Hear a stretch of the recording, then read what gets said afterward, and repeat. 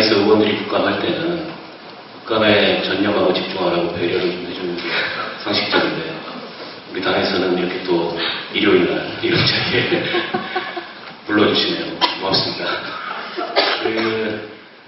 오늘 특히나 이제 옆에 우리 박성민, 이철이 당대 정치평론, 정치전략가들과 함께 이런 토론을 하게 돼서 개인적으로 굉장히 영광이고요. 한국 정치를 정치인한테 그리고 가장 한국 정치의 이러저러한 한계와 문제점들한테 지탄을 받는 대상이 국회의원한테 한마디로 진단해달라는 좀 무리한 질문인 것 같습니다. 다만 박근혜 정부 출범 이제 8개월이 지났는데요. 지난 대통령 선거의 승부라는 게 역대 어느 대통령 선거보다 치열했던 게 사실입니다. 선거 끝나고 나서 패배한 쪽이 그만큼 안타깝고 아쉽고 했던 것도 사실입니다만 한편으로는 기대가 있었던 것도 사실입니다. 이명박 정부 5년이라는 게 워낙 우리에게 견딜 수 없는 수모와 이런 것들을 줬기 때문에 좀 달라지지 않을까. 적어도 공적인 책임의식이라는 측면에서 그리고 정부나 국가의 역할이라는 측면에서 MB 정권과는 좀 달라지지 않을까 이런 기대를 가졌던 것도 사실인데 지금 이제 국민들이 느끼는 당혹감이나 좌절감은 지난 5년간 과연 뭐가 다르냐 이런 심정들이 굉장히 많으신 것 같아요. 저는 굳이 한마디로 얘기하자면 이게 과거 회귀 방식으로 가고 있다고 생각합니다. 87년 민주화 이후로 87년 민주화 이후로뿐만 아니라 그 전까지 포함해서 근대 한국 정치의 3대 폐단이라고 얘기하면 하나는 이제 독재 정치고 두 번째는 지역주의 정치고 세 번째는 이른바 이제 부자 기득권 중심 있는 정치였다고 생각합니다. 사실은 국민들의 끈질긴 저항으로 민주주의가 확장되고 또 우리 보통 사람들의 사회적 경제적 지위도 많이 올라왔고 지역주의도 완화됐던 게 사실이고 그게 제도적으로 안착할 수 있는 결정적 계기를 맞았던 게 두 번의 민주정부였다고 생각합니다.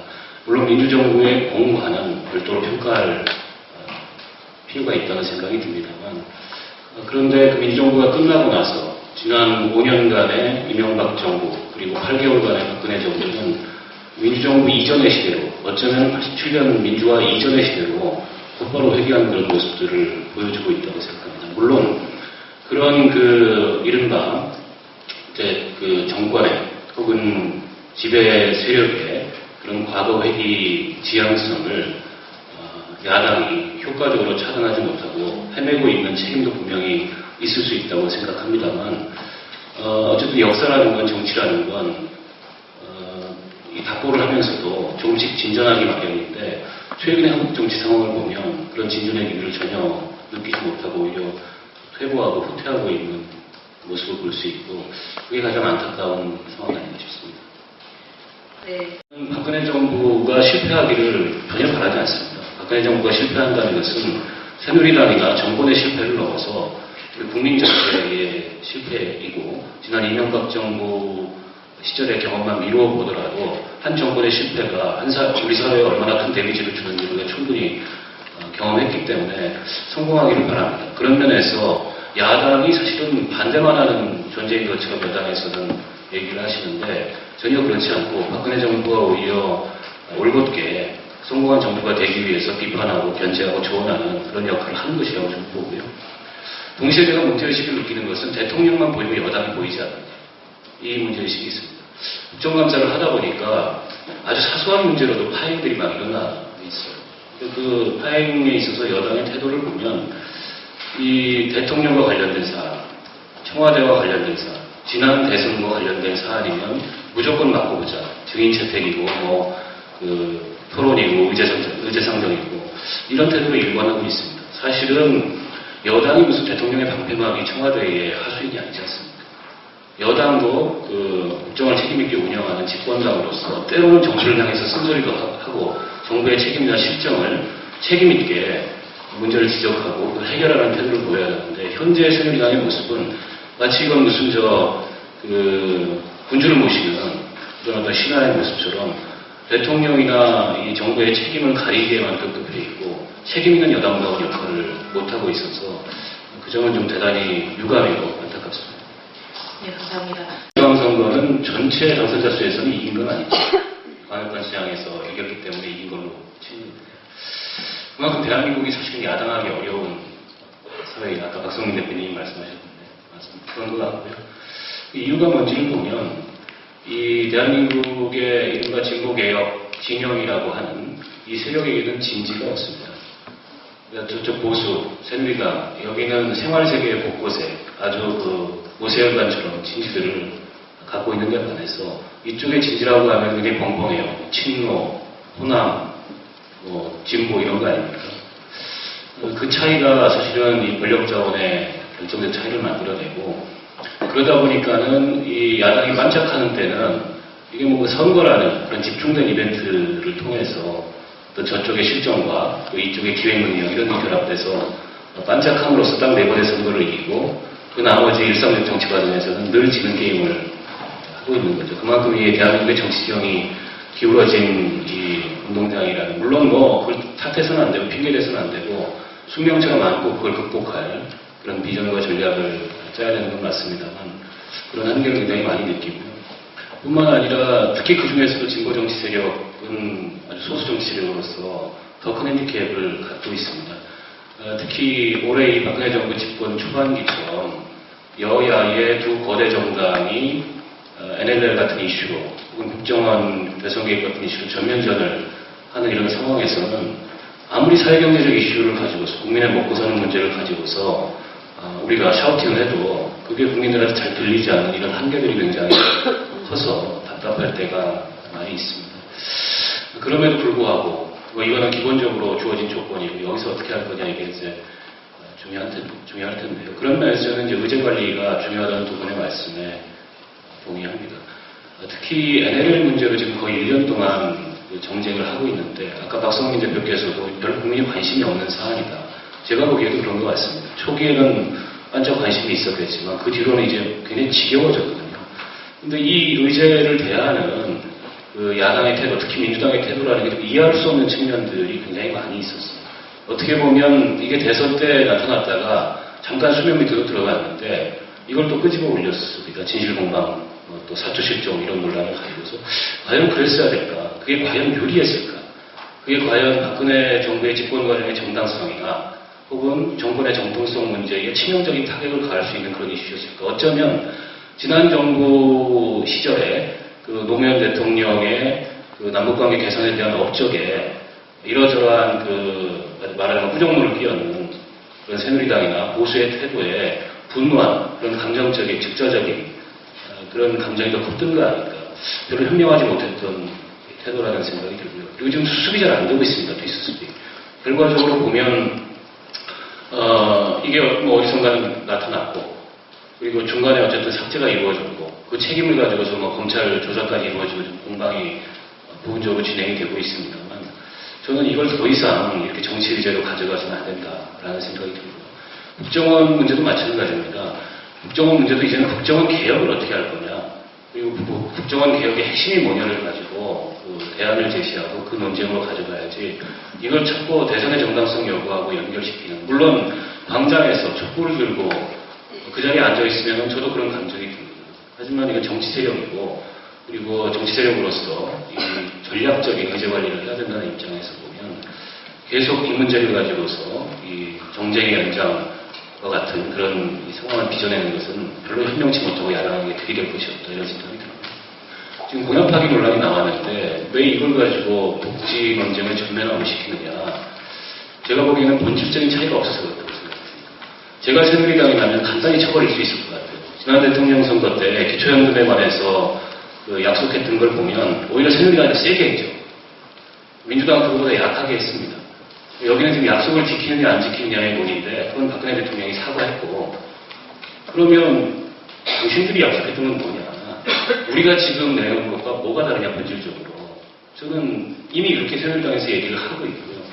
그 점에서 근본적인 이 복지 비전에 관한 혹은 복지 전망에 관한 뭐 더 포괄적으로 얘기하면 복지 정치에 관한 이 전략이나 이런 전망들이 없기 때문에 이 논쟁을 끌고 갈 힘이 귀신이 굉장히 부족한 그런 상황이 아닌가 싶습니다.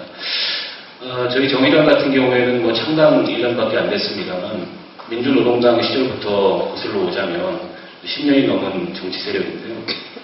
2004년에 민주노동당이 원내 처음 입당해서 그 뒤로 분당 이전까지 무상교를 주장하면서 정치권의 의제를 선도했던 당시가 아마 전성기였다고 저는 생각을 하고 그 뒤에 분당이 이루어지면서 이 소위 말하는 진보 진영의 분열과 통합 담론 속에 이 진보 정치 세력이 그냥 갇혀버리고 성장하지 못했던 그런 한계가 있는 것 같습니다. 어떻게 보면 지금 2004년과 같은 그런 원점에서 다시 출발하는 그런 그 입장에 서 있는데 저는 그 과정에서의 시행착오 이런 것들을 좀 깊이 성찰하고 그 성찰 속에서 이후에 전략과 전망을 내놔야 되지 않을까 싶습니다. 네, 감사합니다.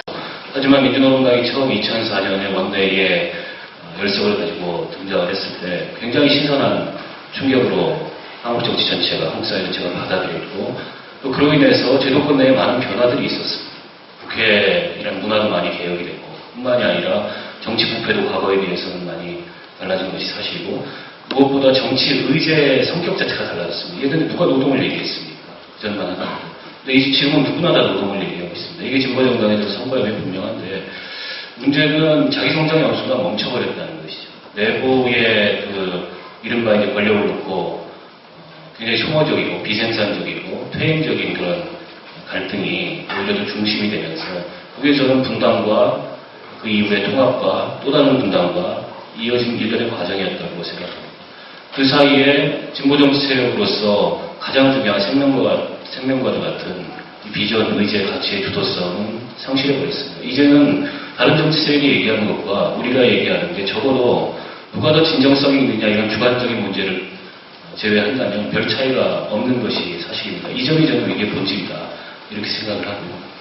통합진보당 그 사태로 빚어진 이 진보정치에 대한 불신 이것은 좀 계속되고 있다고 생각합니다. 과거에는 이런 거죠. 진보정치 한다는 사람들이 사상은 조금 좀 약간 모호하고 합의 줄 수는 없는데 그리고 저 사람들이 과연 그 실력이 있는지도 의문스러운데 정의로운 사람들이다. 올바르게 살아온 사람들이다. 적어도 이 정도의 도덕적인 사람들이다. 이 정도의 신뢰는 좀 받았다고 생각합니다. 근데 작년 통합진보당 내부 경선의 부정 사태로 그 신뢰가 깨져버렸습니다. 뿐만 아니라 올해 이제 지금 이석기 아로 이 사태로 인해서 한참 시대착오적이다 시대착오적이다. 저게 무슨 두렵거나 이런 거라기보다도 한심하다. 이런 느낌을 저는 국민들한테 주고 있고 국민들의 평가가 정확하기 때문에 한동안 그 딱지를, 그 이미지를 비단 통합진보당뿐만이 아니라 우리 정의당 스스로도 벗어나기 어려운 것이 사실이고 그걸 벗어나기 위해서 각고의 노력들을 좀 해야 된다고 생각합니다. 근거 없는 메카시즘에 당연히 맞서 싸워야 되겠지만 통합진보당류의 진보는 진보가 아니라는 선언을 좀 분명히 할 수 있어야 되고 정의당이 새로운 진보의 모습을 좀 보여줄 수 있어야 된다고 생각합니다. 제가 중요하게 생각하는 그 향후에 진보 정치의 전망 혹은 우리 정의당의 전략일 수도 있고요. 다 아시는 내용이지만 세 가지입니다. 정치는 사실 갈등을 대변하는 거고 더 나아가서 누구를 대변하는 것입니다. 우리가 대변하고자 하는 갈등이 뭐냐? 저는 이걸 분명하게 유권자들에게 국민들에게 전달할 수 있어야 된다는 생각이 듭니다. 과거에 우리는 노동자를 대변하고 서민을 대변하고 이런 얘기를 많이 해왔는데 별로 새롭게 들리지가 않습니다. 누구를 대변할 건지 어떤 갈등을 대변하는지를 분명하고 새롭게 얘기할 수 있어야 된다. 이게 첫 번째라고 생각합니다. 두 번째는 그에 기반해서 이 지지 기반 내지는 그 조직의 대상, 타겟 이것을 분명하게 설정해야 된다고 생각합니다. 우리는 집권을 내일 모레 할 수 있는 정당이 아닙니다. 그렇기 때문에 캐치홀 하겠다, 국민정당 하겠다. 전 틀린 노선이라고 생각합니다. 그보다는 더 우리의 지지 기반과 대상의 컬러가 색깔이 분명한 이런 조직 전략을 가져야 된다. 국민정당이라는 궁극적으로 이렇게 설정을 할 수 있을 거고 현대정당은 다 국민정당적인 지향을 갖고 있기 때문에 하지만 저는 그게 그 가까운 시일 내에 우리 정의당의 전략이 되는 것은 사실은 아무것도 안 하겠다는 것과 마찬가지의 그런 얘기를 하는 거다 이렇게 생각을 하고 세 번째는 정치는 결국에는 인물입니다. 지난번 어떤 자리에서 이 당의 향후 비전과 관련돼서 토론을 하시는 분은 대통령감이 있느냐 없느냐 노골적으로 얘기하는 이 당에 국민들은 그걸 보고 그 정당을 판단하고 그 정당을 평가하고 그 정당을 지지한다. 물론 우리 당에도 우리 앞에 계신 심상정 원내대표, 또 우리 천호선 대표님, 그리고 노회찬 전 대표님, 훌륭한 정치인들이 계십니다. 근데 이분들을 과연 국민들이 대통령과로 미래 정치, 진보냐 보수냐를 떠나서 리더로 생각할 수 있도록 당이 전력 개혁을 만들고 있느냐. 잘 그런 걸 잘 못하고 있는 것 같아요. 또 진보정당 특유의 수평주의가 여전히 우리 안에 너무 많이 남아있기 때문에 당에서 리더십을 어떻게 세우고 당을 대표하는, 진보정치를 대표하는 인물을 어떻게 만들어낼 건가. 그리고 우리 옆에 계신 문정원 대표처럼 이런 젊은 새로운 정치 세력들을 어떻게 당이 적극적으로 전면에 부각시키고 활동하는 만드는 이런 것들이 굉장히 중요한 향후의 전략이 아닐까 싶습니다. 네, 감사합니다.